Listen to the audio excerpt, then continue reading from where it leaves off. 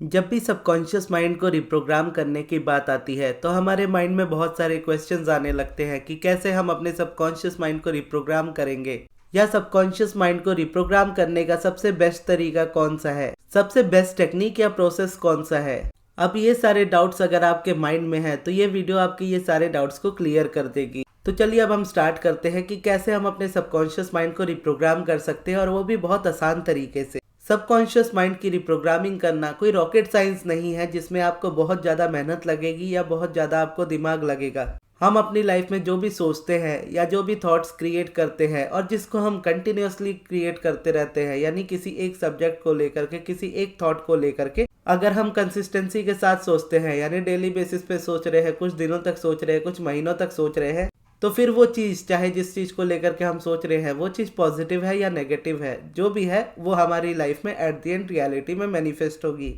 क्योंकि subconscious mind के हिसाब से देखें या डॉक्टर जोसेफ मर्फी के हिसाब से देखें तो डॉक्टर जोसेफ मर्फी ये कहते हैं कि जब भी सबकॉन्शियस माइंड किसी आइडिया को एक्सेप्ट कर लेता है तो वो इमीडिएटली उस पर एक्ट करना स्टार्ट कर देता है। और अब्राहम की लैंग्वेज में इसे देखा जाए तो अब्राहम इसे बिलीफ के बारे में कहती है कि बिलीफ और क्या होता है, बिलीफ और कुछ नहीं, सिर्फ रिपीटेड थॉट्स होते हैं। आपके आज जो स्ट्रॉन्ग बिलीफ्स है वो भी कभी एक सिंगल थॉट से स्टार्ट हुए थे, उस सिंगल थॉट को आप डेली बेसिस पे रिपीट करते गए और आज वो आपका स्ट्रॉन्ग बिलीफ हो गए। तो एट द एंड ये भी समझ में आता है कि मैनिफेस्टेशन सिर्फ थॉट से नहीं होती है, मैनिफेस्टेशन आपके प्रैक्टिस वाले थॉट से होती है। जिस थॉट की आप प्रैक्टिस करते हो वो थॉट आप अपनी लाइफ में मैनिफेस्ट करते हो। अब जरूरी नहीं है कि आप किसी थॉट की प्रैक्टिस अनजाने में या जान करके ही कर रहे हो। मोस्टली ऐसा होता है कि हम अनजाने में ही किसी थॉट को कंटिन्यूअसली सोचते रहते हैं। मान लीजिए जैसे एक डर होता है, जैसे बहुत से लोगों से मैं पर्सनल सेशंस में बातें करता हूँ तो पर्सनल सेशंस में भी मुझसे ये क्वेश्चन काफी बार आता है, मोस्टली फीमेल्स के जरिए, जहाँ वो कहती है कि मुझे अभी शादी नहीं करनी लेकिन मेरे घर वाले जबरदस्ती मेरे लिए लड़का ढूंढ रहे हैं।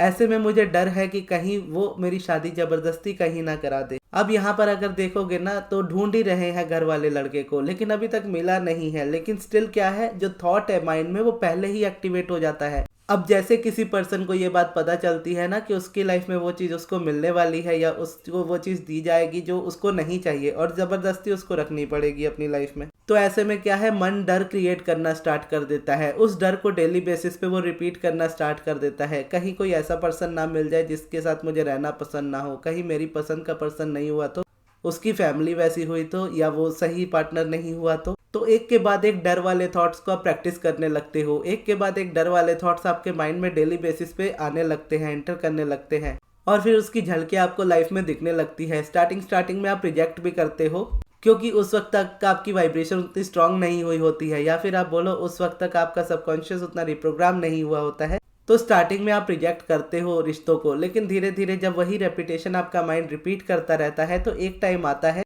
कि कोई एग्जैक्टली वैसा पार्टनर आपकी लाइफ में आ जाता है जिसका डर आपके माइंड में ऑलरेडी इतने टाइम से चल रहा है, और उस जगह पर आपका जाकर के रिश्ता फिक्स हो जाता है। और उस जगह पर आप चाह करके भी ना नहीं कर पाते, कोई ना कोई रीजन ऐसा बन जाता है जहां पर आपको हाँ बोलना पड़ता है। अब यहाँ पर बहुत लोग ये बोलते हैं ना कि जोड़ियां ऊपर वाला बनाता है, जोड़ियां ऊपर वाला नहीं बनाता, जोड़ियां नीचे वाला डेली बेसिस पे एक ही बात को रिपीट कर करके बनाता है। और ये चीज़ आपकी लाइफ में आपको तब पता चलती है जब आप एक्चुअल में इस चीज़ को रियलाइज करो कि आपने क्या रेपिटेशन किया और उस रेपिटेशन से आपको क्या रिजल्ट मिला। तब आप ये एक्चुअल में जान पाओगे कि हाँ, रेपिटेशन करने वाले आप थे, जो रेपिटेशन आप कर रहे थे वही चीज़ आपकी लाइफ में आपको आकर के मिली, क्योंकि आपके सबकॉन्शियस माइंड ने उस आइडिया को एक्सेप्ट कर लिया, उस डर को आपके माइंड ने एक्सेप्ट कर लिया। और उसके, यानी जैसे सबकॉन्शियस में कहा जाता है कि सबकॉन्शियस माइंड जब एक आइडिया को एक्सेप्ट कर लेता है तो उसको रियलिटी में वो बदलना स्टार्ट कर देता है। और अब्राहम के भी हिसाब से कि प्रैक्टिस थॉट जो होते हैं वही आपके बिलीफ बनते हैं। जब एट द एंड उस तरीके का पार्टनर आपकी लाइफ में आ जाता है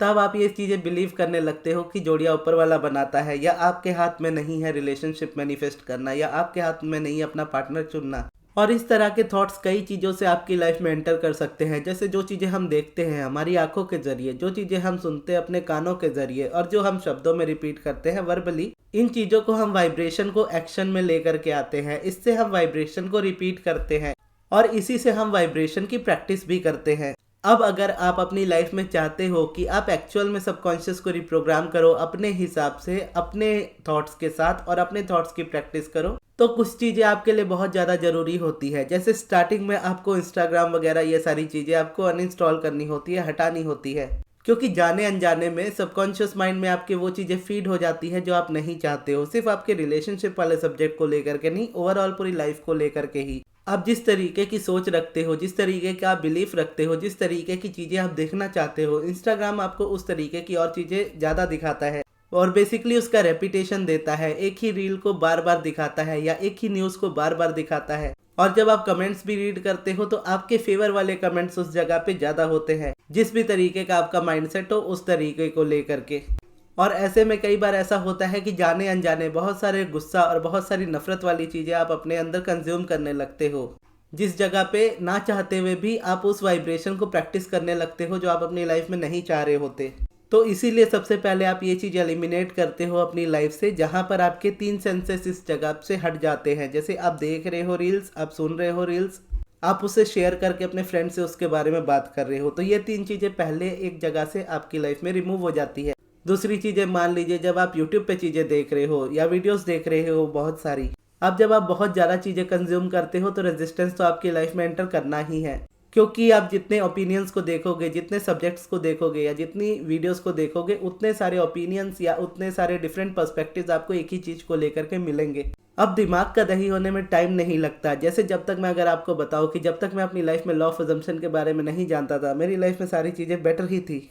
लेकिन जब मैं जानने लगा तो कहीं ना कहीं दोनों के बीच में शिफ्ट होने लगा। अब यहाँ पे कुछ बातें होती थी लॉ ऑफ अट्रैक्शन में, कुछ बातें होती थी लॉ ऑफ अजम्पशन में, जो एक दूसरे से डिफरेंट होती थी। हालांकि सारी चीज़ें मुझे लॉ ऑफ अट्रैक्शन से मिल गई, जो भी मुझे मेरी लाइफ में चाहिए था सब कुछ मिल गया, लेकिन स्टिल कहीं ये सुन करके कि लॉ ऑफ अजम्पशन ज़्यादा बेटर है, लॉ ऑफ अजम्पशन ज़्यादा इजी है या उस चीज़ को प्रैक्टिस करना चाहिए, तो उस जगह पे माइंड शिफ्ट होने की वजह से मेरी लाइफ का भी बहुत ज़्यादा फोकस बिगड़ा था और मेरा भी रेपुटेशन जो होता वो चीज़ों को लेकर के बहुत ज़्यादा चेंज हुआ था। फिर तो एक टाइम आया था मैंने उसको पूरी तरह से फॉलो करना भी छोड़ा था, लेकिन वो मेरे माइंड में उस तरीके से घर कर चुका था, यानी वो बिलीफ बना चुका था अपना। अब मुझे न्यू रेपुटेशन चाहिए थे मेरी लाइफ में, तो उस जगह पर मैंने वापस से अब्राहम को पढ़ना स्टार्ट किया, वापस से मेडिटेट करना स्टार्ट किया। तो चीज़ें जैसे जैसे छूटने लगी लाइफ से, तो धीरे धीरे ये चीज़ें रियलाइज़ होने लगी कि हाँ, यानी एक बैलेंस मेंटेन होने लगा लाइफ में, कि मैं जानते हुए भी उस चीज़ को रिजेक्ट कर सकता हूँ या एक्सेप्ट कर सकता हूँ। और एट द एंड मैंने क्या किया, मैंने दोनों चीज़ों का बेनिफिट अपनी लाइफ में लिया। जैसे अगर आप मेरी वीडियोस में मोस्टली देखो, तो अब मेरी वीडियोस में आप देखोगे कि जब मुझे मन होता है कोई टॉपिक पे वीडियो बनाने का, जैसे कल मेरा मन था अलाइनमेंट के बारे में टोटली बात करने का, तो मैंने सिर्फ वो बातें की जो मुझे चाहिए थी। और लॉ ऑफ अजम्पशन से रिलेटेड अगर आप देखोगे तो mostly within a week, जो लास्ट वीक था, उस समय मैंने आप सभी से ये क्वेश्चंस पूछे थे कि आप लोगों को जो जो वीडियोस चाहिए आप उसके बारे में कमेंट कर दो, मैं बना दूंगा वीडियो। तो फिर मैंने उन टॉपिक्स को कवर किया, नेविल गोडार्ड वाले टॉपिक्स को कवर किया, या किस तरीके से माइंड रिप्रोग्रामिंग होती है, या जैसे अभी सबकॉन्शियस रिप्रोग्रामिंग की बात कर रहा हूँ, तो उसी तरीके से मैंने पहले रोबोटिक एफर्मेशन या लॉ ऑफ अजम्पशन के बारे में भी बात की। तो यहाँ पे क्या हुआ, एट द एंड बैलेंस बन गया, कि बैलेंस ये बन गया कि मुझे क्या फॉलो करना है, मुझे सिर्फ अब्राहम को फॉलो करना है, क्योंकि मुझे ये चीज़ ईजी लगती है, मेरे लिए ये चीज़ सबसे ज़्यादा ईजी है। यहाँ किसी चीज़ के लिए कोई एफर्ट नहीं लेना पड़ता, सारी चीज़ें एफर्टलेसली होती है, बिना मेहनत के होती है। तो ये चीज़ मैं अपनी लाइफ में इस तरीके से अपनाता हूँ। लेकिन जो लोग अपनी लाइफ में लॉ ऑफ अजम्पशन को फॉलो करते हैं या डिफरेंट पर्सपेक्टिव की वीडियोस देखना पसंद करते हैं, तो उनके लिए वो वीडियो भी हो जाती है। ऐसे में क्या होता है कि मेरे चैनल पे वैरायटी भी होती है,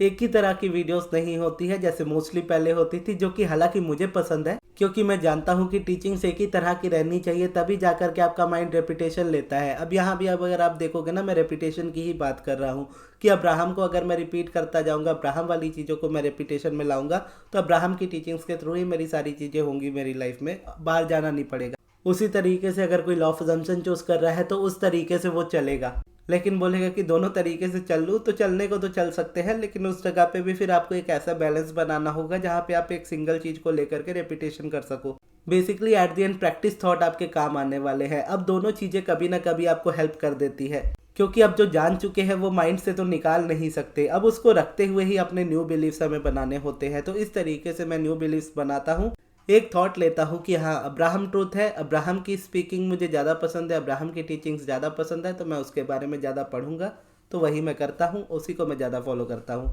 अब यहाँ पर यह भी समझना जरूरी है कि चीज़ें अलग नहीं है, थोड़ा बहुत डिफरेंस हो जाता है, थोड़ा बहुत नामों का डिफरेंस हो जाता है, लेकिन चीज़ें एट द एंड सेम होती है। जैसे अलाइनमेंट के बारे में मैं बात करता हूँ, जो मैंने मोस्टली कल की वीडियो में आपको बताया था कि अलाइनमेंट क्या होता है और रेजिस्टेंस क्या होता है, दोनों के बीच का डेफिनेशन क्या होता है। अगर आपने देखा है तो आप बेटर समझ रहे होंगे कि यहाँ पर भी अगर आप देखोगे तो सबकॉन्शियस माइंड की जहाँ पे बात आती है, तो कल की वीडियो में जैसे मैं बता रहा था कि आप स्टक हो जाते हो एक जगह में, आगे बढ़ते हो फिर वापस पीछे आते हो, फिर आगे बढ़ते हो फिर पीछे आते हो, फिर आगे बढ़ते हो फिर पीछे जाते हो। ऐसे में क्या है कि आप इन फ्यूचर आगे बढ़ ही नहीं पाते,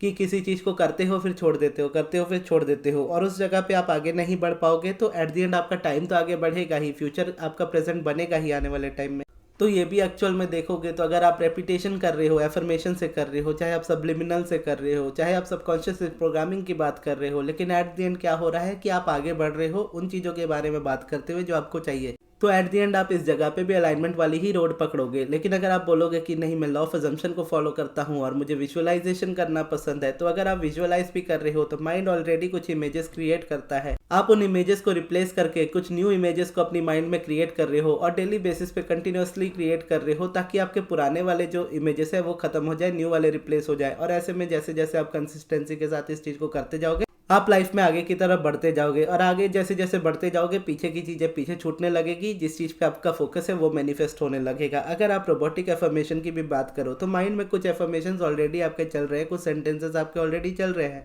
उसको ब्रेक करने के लिए आप एक न्यू फोकस की तरह एक न्यू एफर्मेशन ले रहे हो। अब उस एफर्मेशन से आप आगे बढ़ने की कोशिश कर रहे हो, उस एफर्मेशन को आप डेली बेसिस पे रिपीट कर रहे हो, और जैसे जैसे आप उस एफर्मेशन को रिपीट करते जाओगे और आप रुकोगे नहीं, चाहे सिचुएशन जैसी भी, आने वाले टाइम में आप एक न्यू अलाइनमेंट वाली रोड ही पकड़ोगे और उसी को मैनिफेस्ट करोगे। और इस जगह पर अगर आपने कल वाली वीडियो देखी है तो आप इस चीज़ को बेटर समझ पाए होंगे, लेकिन अगर आपने नहीं देखी है तो आप जरूर देखिएगा, अभी आपकी स्क्रीन पे यहाँ पे आ रही है। तो ये थी हमारी आज की वीडियो। आपको ये वीडियो कैसी लगी कमेंट्स में जरूर बताइएगा, और इस वाली वीडियो को यहाँ तक देखने के लिए बहुत बहुत धन्यवाद।